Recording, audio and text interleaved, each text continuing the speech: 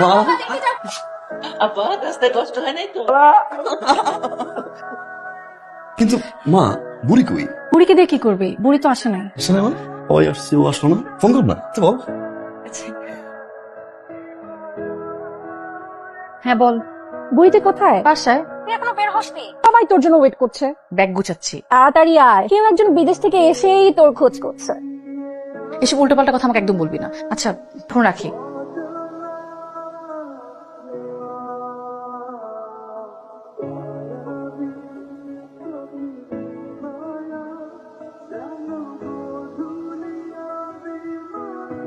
এতদিন পরে আমার কথা মনে পড়ছে। হ্যাঁ, আরে চলো চলো চলো, আমরা নাচি, তাড়াতাড়ি আসো।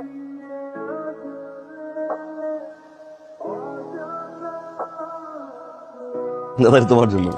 খুব খুশি হয়েছি। তোর পছন্দ হয়েছে? খুব ভালো, খুব ভালো।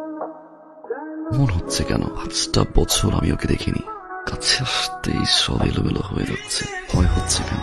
এই বলি তোকে এত বছরের জমে থাকা কথাগুলো বলবো, এমন হার্ড হয়ে থাকলে আমি কিছুই বলতে পারবো না। আসান এমন হয়ে গেছে কেন? বিদেশে থাকতে থাকতে ক্যারেক্টারটাই নষ্ট হয়ে গেছে। মানুষের তাকানোতেই না বোঝা যায় সে কেমন। ভালোবাসে একজনকে, বিয়ে করবে একজনকে, তাকিয়ে থাকবে আরেকজনের দিকে। This is cheating and I hate cheat.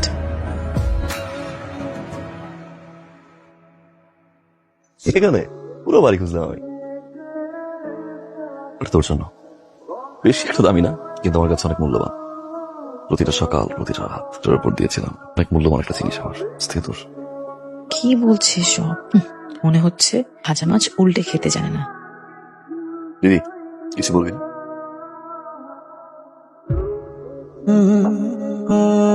প্রতিটা সকাল, প্রতিটা রাত এই অ্যালবামটা নিয়েছিলাম। আমি জানি খুব বেশি একটা দামি না, আমার কাছে অনেক দামি, অনেক স্পেশাল।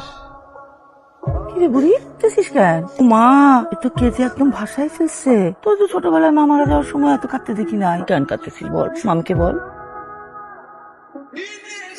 আমি আর পারছি না মামি। ছোটবেলায় মা মার যাওয়ার পর থেকে আমি সবকিছু তোমরাই আমাকে দূরে সরাই দিচ্ছ।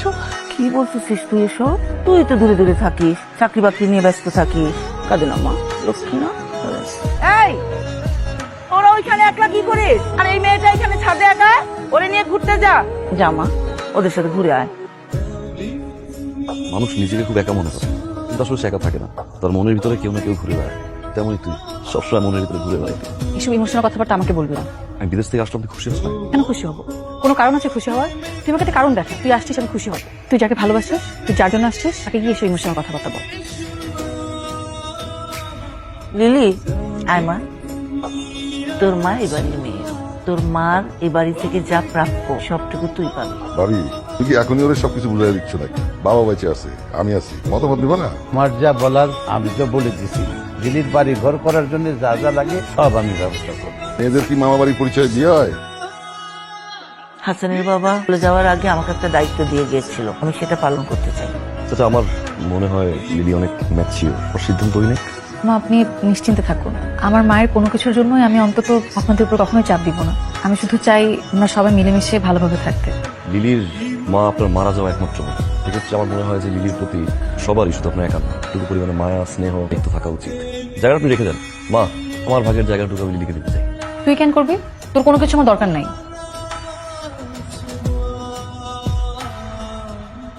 এই কি ব্যাপার, এভাবে উঠে চলে আসলি? তুই কিন্তু বাড়াবাড়ি করছিস। আমি কি করলাম? এখানে আসার কোনো ইচ্ছে ছিল না। তোর কাছে আমি কখনোই কিছু চাই নাই। তো আমাকে এখানে ডেকে আনলি, এখন আমাকে এইভাবে অপমান করছিস। লিলি না, চাচা একটু এমনই। আচ্ছা বাদ দে না, টাকা আমার দিয়ে তারপর মালি গেল। লিলি তুই আসার পর থেকে কিন্তু এরকম বিহেভ করছিস আমার সাথে। তুই বিদেশে যাওয়ার আগে যে কমিটমেন্ট দিয়েছিলি সেটা রেখেছিস? রেখিস নাই। আমি যদি বলি কমিটমেন্টটা তুই রাখোস না, তাহলে আমি তোর মতো দুদিনে সবকিছু ভুলে গিয়ে অন্যের সাথে এঙ্গেজ হই নাই। আমি হয়েছি একজনের সাথে এঙ্গেজ হয়ে আরেকজনের পিছনে টোটো করছিস। তোর মতো ক্যারেক্টারলেস ফ্রডকে আমার চেনা হয়ে গেছে। আবার কেন আসিস? আবার আমাকে ধোকা দিবি তাই না? তোকে আমার চেনা হয়ে গেছে। লিলি আমি কোথায় ধোকা দিছি বল না একবার। তুই আমার সামনে আসবি না। Lily Lily listen to me. Muniya, ওর সমস্যা কি? এরকম করছে কেন? আমি কি জানি কি হয়েছে? তুই কিছু হাইড করছিস রাইট? না কই, সত্যি বলছি আমি কিছু জানি না। আর তুই চিন্তা করিস না, সবকিছু দেখবি ঠিক হয়ে যাবে।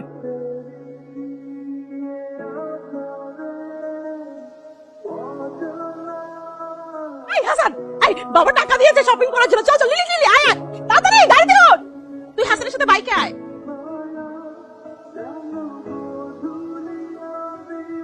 এভাবেই ধরে রাখিস সারা জীবন।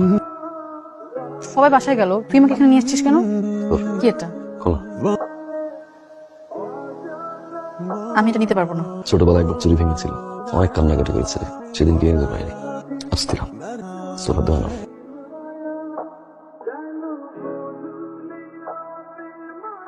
কি রে কি শপিং করেছিস? ওটা দেখাই। কি সুন্দর। ও আমাকে জোর করে কিনে দিয়েছে। আব্বা আমার জন্য কি কিনলি? মামি, এটা তুমি রেখে দাও, এটা তোমার জন্য। আমার জন্য না? বাহ কি নরম হাত, খুব সুন্দর লাগছে।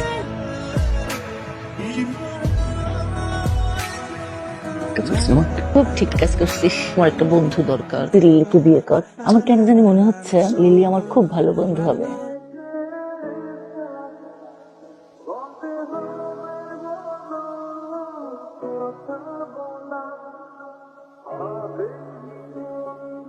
হাসান, What? প্রেম জীবন একবারই আসে, সেটা ভাঙলে কখনো জোড়া লাগে না। ভাঙলো কেন? নিজেকে প্রশ্ন কর।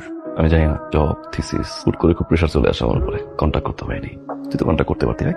তুই এখন সব দোষ আমার উপর দিচ্ছিস কেন? তোর চিঠি আমি একবার না বারবার পড়েছি। যতবারই পড়েছি ততবারই আমি সিদ্ধান্ত নিয়েছি আমি তোর থেকে দূরে থাক, কারণ আমি বেহায়া না, তোর মতো শেমলেস না। আমি মোটেও তোকে পছন্দ করি না। ভালোবাসা তো দূরের কথা, ভুলেও রিলেশনশিপ নিয়ে ভাবতে আসিস না। কেন লিখেছিলি এই কথাগুলো আমাকে? কিন্তু তুই তো আমাকে লিখেছিস আমি যেন এখন প্রেম প্রেম নিয়ে না ভাবি। তুই অন্য কাউকে ভালোবাসিস, তুই তাকে ছাড়া বাঁচবি না, আমি যেন তোদের দুজনের মাঝখানে না আসি।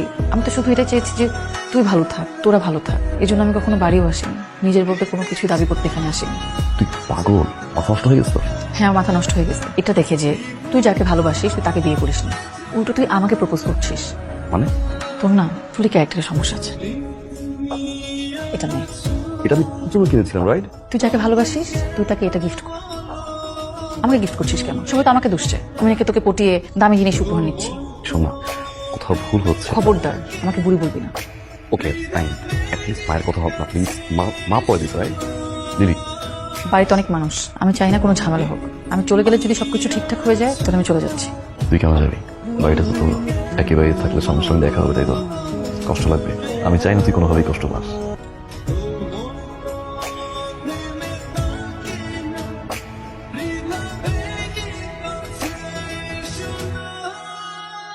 আপু হাসান ভাই কোথায়? কোন দিকে চলে গেছে? তো দুলাভাই খুঁজতে গেছে, চলে আসবে। হাসান ভাই কি হয়েছে? আরে লিলির সাথে কি নিয়ে যেন কথা বলতে বলতে ওদিকে গেল। আপু, হাসান ভাইকে একটু ডাকো না প্লিজ। আরে চলে আসবে তো এখনই। ওই যে লিলি চলে আসছে। সরি। কেন? আমি অনেক বড় ভুল করে ফেলছি।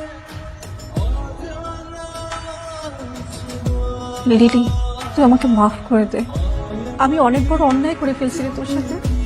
হাসান ভাই যে চিঠিগুলো দিত তোকে দেওয়ার জন্য, আমি সেই চিঠিগুলো তোকে দেইনি, আমি নিজে লিখে তোকে চিঠি দিতাম।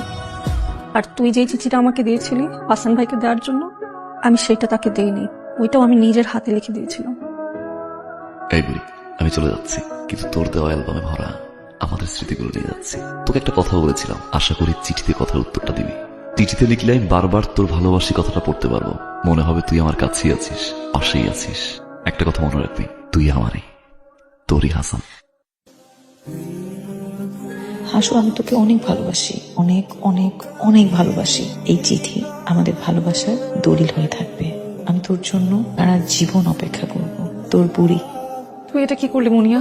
আমি এতটা বছর ওকে ঘৃণা করে এসেছি। লিলি, ওদের রিলেশনশিপটাতে আমি অনেক জেলাস ফিল করতাম। হাসান ভাই কেন তোর মতো আমাকে ভালোবাসলো না? আমার মধ্যে এমন কি ছিল না? তুই জানিস না তুই কি করে ফেলেছিস? আপা, হাসান কোথায়? আমি ওকে ভীষণ কষ্ট দিয়ে ফেলেছি, আমার ওকে এখনই থামাতে হবে। হাসান কোথায়? লিলি, যাও তোমার হাসানকে জয় করে আসো। লিলি যা তো যা।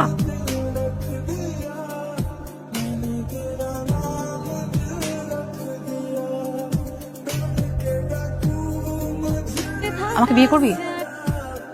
তোকে বিয়ে করার সাধ্য করা আছে? এই যে আমাদের ভালোবাসার দলিল, এতদিন পোস্ট অফিস আটকে ছিল। তোর মানে একটা চিঠি তুই বলিস নি? আমি শুধু তোকেই ভালোবাসি, ভালোবেসেছিলাম, ভালোবাসো। হয়েছে, আর প্রমাণ করতে হবে না। বাড়ি চল, মুনিয়া বিয়ে না করে বসে আছে।